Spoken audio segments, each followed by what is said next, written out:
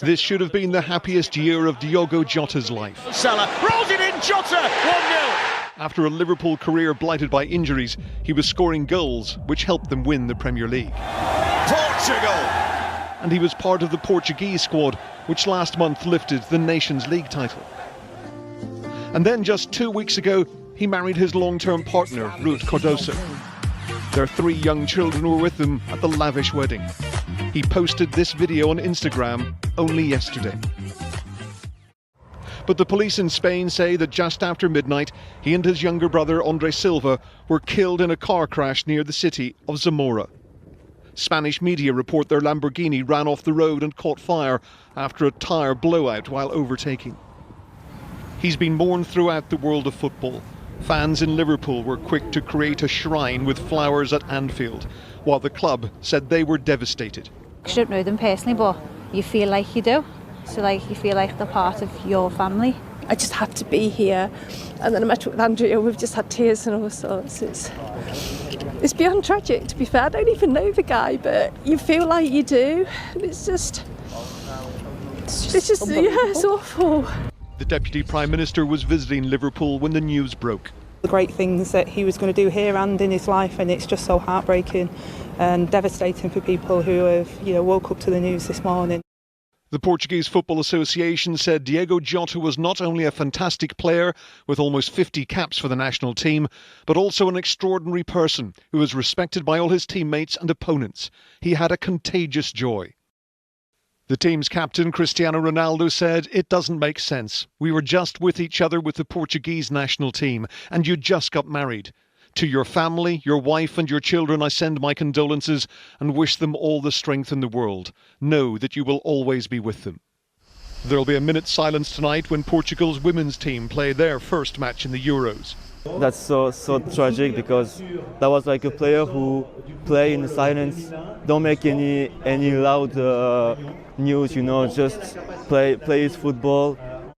His former club Wolves said Diogo was adored by our fans, loved by his teammates and cherished by everyone who worked with him during his time at Wolves. The memories he created will never be forgotten. Liverpool paid Wolves £41 million to bring him to Anfield in 2020. They can count on me because now I'm one of them, and I will give my best. Liverpool is once again a city in mourning and in shock. The club's Premier League celebrations overshadowed by a car ploughing into pedestrians, and now the premature death of a much-loved player. Ian Woods, ITV News. Our correspondent Ben Chapman is at Anfield. Ben, a huge shock for Liverpool fans doesn't cover it, does it? That's absolutely right. There's one word which keeps being said to me over and over again here this lunchtime, and that is the word family. Diogo Jota was part of the Liverpool family, and people coming to lay flowers and leave scarves here today really feel like he was one of their own. Another member of that Liverpool family has posted a tribute just in the last few minutes. Jurgen Klopp, who brought Diogo Jota to Anfield, tweeted, "This is a moment where I struggle. There must be a bigger purpose, but I can't see it." He said, "I'm heartbroken to hear about the passing of Diogo and his brother Andre. Diogo was not only a fantastic player, but also a great friend, a loving and caring husband and father. We will miss you so much." This isn't just a footballing tragedy for people here. People have talked about his goal-scoring ability, Jota the Slotter, as he was affectionately known, the ability to find the time and space to score that important goal.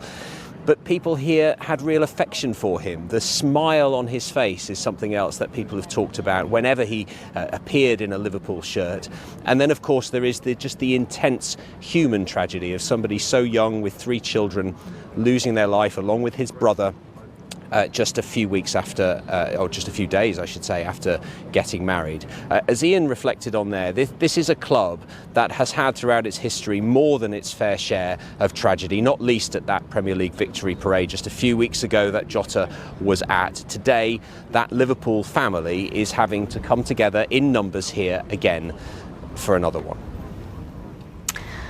Ben Chapman at Anfield, thank you very much. Well, joining me now is Dan Clark from the award-winning podcast, the Red Men TV. Dan, thank you very much for joining us this lunchtime. I heard you on the radio as news of this broke. Has it sunk in yet?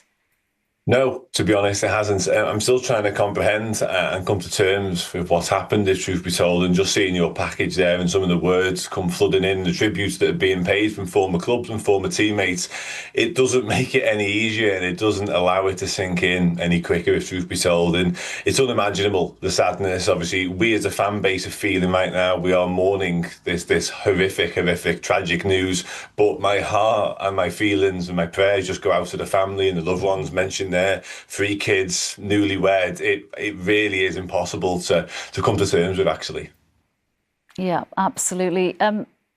He's just helped his club and his country win silverware this season. He was known as a versatile player. How will you remember him on the pitch?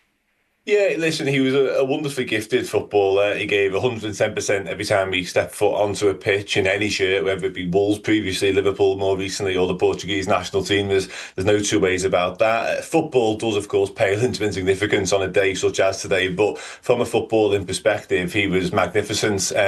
Always knew where the back of the net was, always found time and space, as mentioned, to come up with the big moments and the big goals, and often would provide the winner and celebrated in style. He wore the Liverpool shirt with great passion and pride, and the way we'd all want Liverpool players to wear the shirt. So, yeah, from a footballing solely point of view, it was a pleasure to watch him. We were very, very blessed and proud to have had him. And like I say, it's just an immense sadness that has been brought to such a premature end. Yeah, absolutely. 28. Another shock for Liverpool fans after, as Ben was mentioning, those horrendous scenes at the club's victory parade, which was just back in May.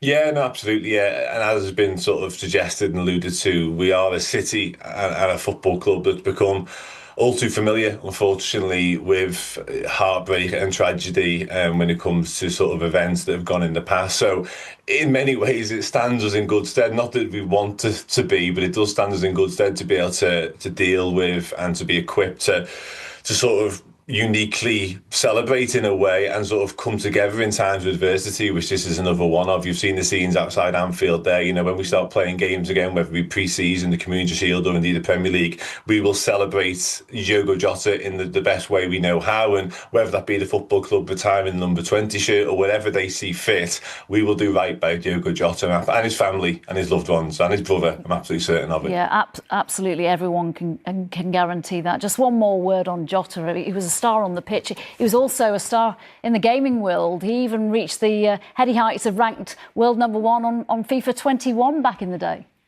Yeah, that made him quite unique in that sense. If he wasn't on the football pitch physically and in person, he was doing it in front of a computer screen, it felt like a lot of the time. Yeah, he was a unique character, very, very likeable, very popular amongst his peers, as we're seeing now from the outpouring of emotion and tributes that are coming in.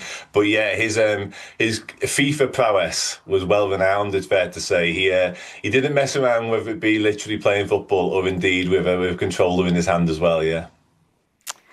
Dan Clubb, what a day. Thank you very much for joining us, though. Appreciate it. Pleasure.